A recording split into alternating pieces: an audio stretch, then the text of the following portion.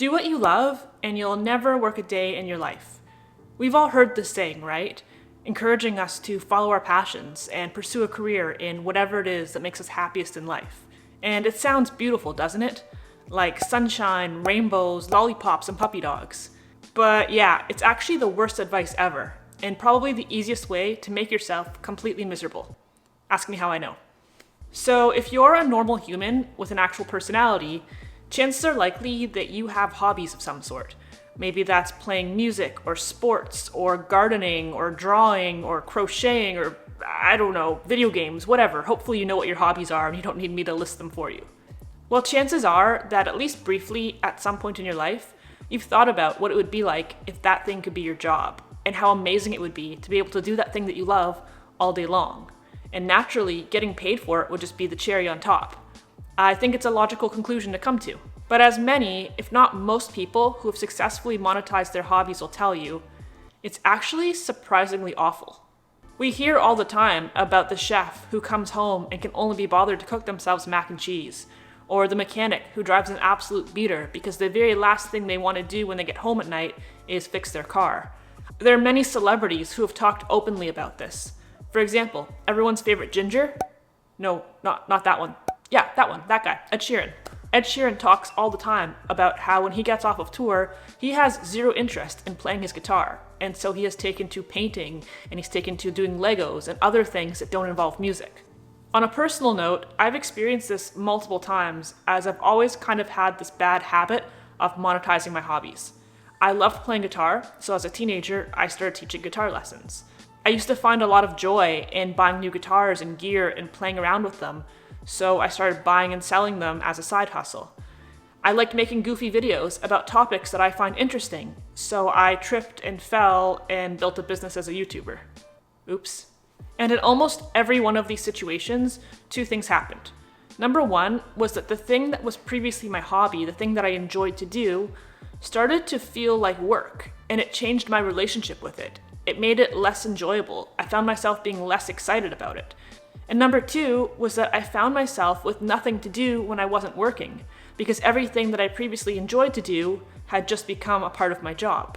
Like, the excitement of finding a great deal on a guitar I've always wanted is easily killed off when your first thought is, ooh, I could sell this for $1,000 profit.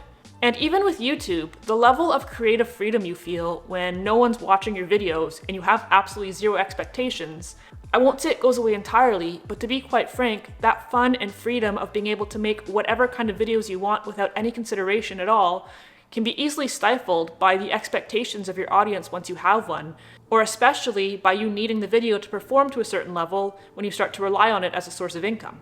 And it's a tough thing to talk about, because society celebrates the act of making money to such a degree that any sort of physical or emotional toll that you endure along the way is kind of just seen as part of the cost of doing business, if it's even seen at all. We've built this social dynamic where when somebody becomes financially successful at really anything, but especially in a field that is seen as desirable or fun, you come across as unrelatable or ungrateful or whiny for even suggesting that you're anything less than 100% happy and 100% fulfilled 100% of the time. But humans rarely are. That's just not real life. Think about it like this. You get up in the morning and go to your job, which statistically speaking, you probably dislike. And you spend all day there being stressed out and overworked and bossed around and told what to do. And by the time that you get home at night, all you really want to do is kick back and relax for a few hours. Spend some time doing whatever it is that makes you happy. And you think about how awesome your life would be if that's all you had to do all day long. But rarely do you actually stop to ask yourself what it is about that makes you so happy. Like, why do you enjoy the thing that you enjoy to such an extent? If you really think about it, you'll probably find that the answer lies in the sense of freedom you feel when you're able to do something completely leisurely, without anybody's input or judgment or approval. But the moment that thing comes with expectations, obligations, deadlines, sales targets, the moment you start to rely on that thing to pay your bills is the moment that it becomes work. And sure, work can be enjoyable and it can be rewarding, but it's often stressful and overwhelming, and there is a huge difference in the dynamic of doing something because you want to versus doing something because you have to. In my experience, and I'm clearly not alone here, But turning your hobby into your job seems to be one of the easiest ways to start hating your hobby. And if that hobby is something that you've always held close as a part of your identity, like being a musician or an artist or an athlete, and all of a sudden you find yourself not enjoying that thing anymore and not relating to it anymore, it can kind of cause you to have a bit of an identity crisis. Like if your entire life you've seen yourself as this thing and other people have seen you and known you to be this thing, and now it's not something that you relate to or identify with anymore, then who are you? The initial idea for this video was spawned from a number of conversations that I've had over the last few months, both face-to-face with friends as well as online with some of you guys who are searching for your direction in life or feeling a little bit lost or misguided. And while I think that it's great to have these big introspective discussions with your friends, the truth is that all of us can really only draw from our personal life experiences and our own biases. And when you're in these situations, I think it can be a lot more helpful to talk to a professional, somebody who can offer unbiased feedback and guidance and who can help you navigate these big questions that we all ask ourselves at certain points in life. That's why BetterHelp is the perfect sponsor for this video. I think that there's this common misconception that therapy is only for people with mental health struggles like anxiety or depression, but it's not true at all. Therapy can be an incredibly helpful tool for personal growth and just for getting to know yourself better. And I think that it's something that really everybody should try at some point. BetterHelp makes therapy easy and affordable. By filling out a quick questionnaire, they can custom match you to a qualified therapist who's experienced in whatever it is you need help with, typically within just a few days. Best of all is that if you don't click with your therapist for whatever reason, you can easily switch to a new one at no extra cost. BetterHelp has over 7,000 reviews and a 4.5 out of 5-star rating on Trustpilot. So if you're struggling and you think you'd benefit from therapy, head over to betterhelp.com/accordingtonicole or click the link in the description box down below to get started and get 10% off your first month. And thank you, BetterHelp, for sponsoring this video. I touched on this a couple weeks ago in another video, but I think that it is so important to find hobbies that you do purely for the enjoyment of them, without any specific goals in mind, without any specific expectations, and especially without the intention of monetizing them and turning them into a business. With the cost of living being so high nowadays and side hustles being so common, I think that it's become completely normalized and even encouraged for people to monetize their hobbies. And I kind of get it. And I do think there's a time and place for it. I have talked plenty about side hustles on this channel before, and I personally have had side hustles for basically my entire working life, and I've benefited from them.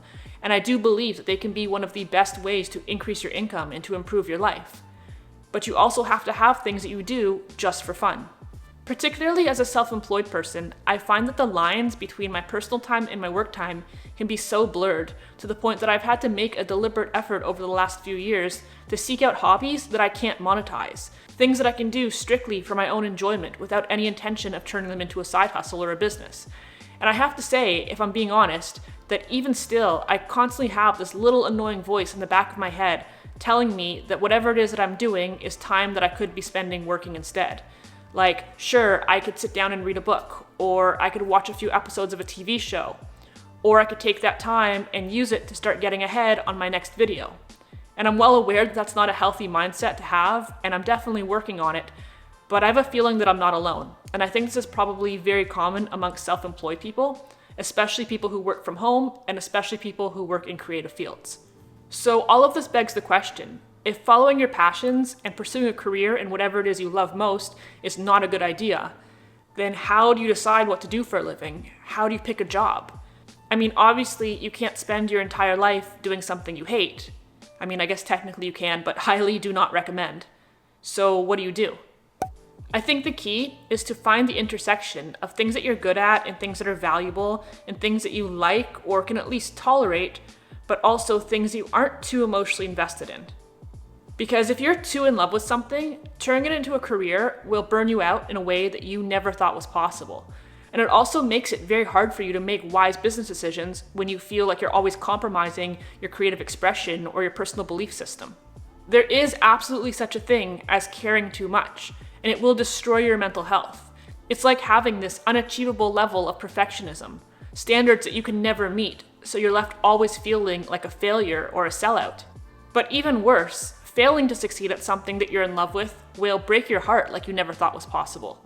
Going your whole life believing that you're destined to do one thing, only to find out that you're not good enough or that nobody appreciates whatever it is that you're doing, and then realizing that you've spent your entire life chasing something that is never going to pan out for you. That's devastating. Most importantly though, the career you decide to pursue should be one that gives you both the time and financial freedom to be able to do the things that you love when you're not at work. Like, if you really love cooking, becoming a chef could definitely ruin that for you. But what if you took a job that has absolutely nothing to do with that, but gave you the financial freedom to buy all the kitchen gadgets in the world and gave you the time to use and enjoy them when you're at home?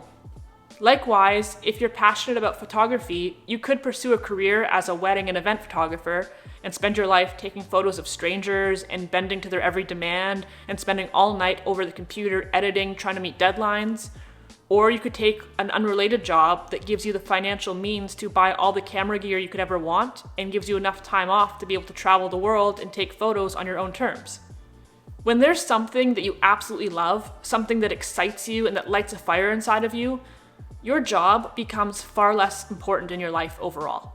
Like when you're caught in that cycle, and I know we've all been there, I certainly have, where you wake up, go to work, come home, go to bed, wake up, go to work, come home, and it's all you seem to do over and over again.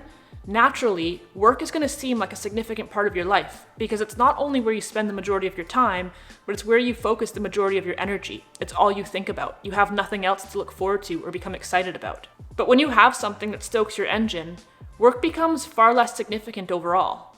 Instead of waking up and dreading going to your job, you wake up excited to go knock out the day so you could come home and continue doing whatever it is that makes you happy. This is an epiphany that I've really only had in the last few years. And I suppose that it's a part of maturing and having your priorities shift. Because when I was younger, I definitely had this attitude that there was something romantic about being a starving artist. I saw it as virtuous to blindly and relentlessly pursue whatever it is that you love most, even at the cost of literally everything else in your life. And never would I have accepted the idea that if you're doing that, you could wind up unhappy whether or not you're successful at it. At the time, I couldn't even wrap my head around why somebody would want a normal, mundane, common job when they could instead pursue something that I saw as magical. I just didn't get it. But obviously, as you get older, your priorities change. And even if you're still passionate about your thing, whatever it is, you become passionate about other things too. You become passionate about having financial stability and retirement savings. You become passionate about having a comfortable home to come back to and finding a partner or maybe having kids or pets and being able to take care of them all. You become passionate about having free time to spend with your family. And I think that in general, what you do for a living becomes far less important than the lifestyle it affords you. And to be clear, I have always and will always continue to advocate for the benefits of self-employment. Not having a boss for the last 10 years has allowed me so many freedoms and opportunities that I wouldn't trade for anything. But even when running your own business, I have come to believe that it doesn't have to and probably shouldn't start with monetizing one of your hobbies. Find something that you're decently good at and that people are willing to pay you for, and that's it, good enough. Don't pervert the things you love. So yeah, if you're young and you're watching this video trying to figure out what you want to do with your life, or even if you're older and you're looking for a change or a fresh start, I would encourage you to stop asking yourself what you love and instead start asking yourself what kind of lifestyle you want to live. And from there, reverse engineer. Think about how much money you'll need to make every year to afford yourself that lifestyle, and then figure out what careers offer that kind of salary, and from those, figure out what you have the interest in or the qualifications or the skill set for. Because if you want to spend your life playing guitar or singing or gardening or playing video games or basketball or doing yoga or really whatever else, you don't have to make that your job.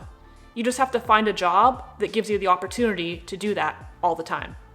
But hey, as always, that's just my opinions. It's just the world according to Nicole, and I'd love to hear your thoughts in the comment section down below.